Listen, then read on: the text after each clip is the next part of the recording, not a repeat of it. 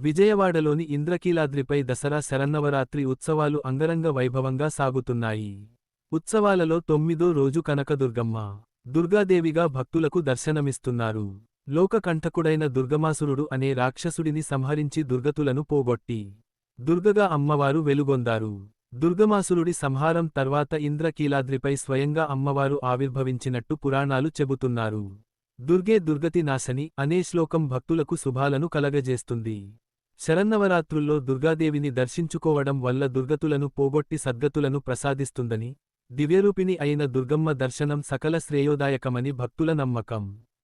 శ్రీ దుర్గాదేవి అలంకరణ యొక్క ముఖ్య అంశాలు: స్వరూపం: దేవతను ఎర్రటి చీర, బంగారు ఆభరణాలు మరియు విలువైన రాళ్లతో ఉగ్ర రూపంలో ప్రదర్శిస్తారు.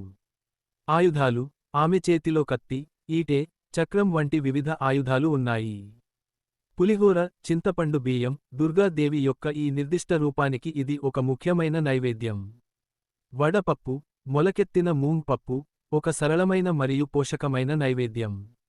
గారెలు: పప్పుకూరతో తయారు చేసిన డీప్ ఫ్రై చేసిన వడలు, సాధారణంగా పండుగల సమయంలో అందిస్తారు. పానకం, పాకం: బెల్లం మరియు ఇతర పదార్థాలతో తయారు చేయబడిన తీపి పానీయం. పాయసం: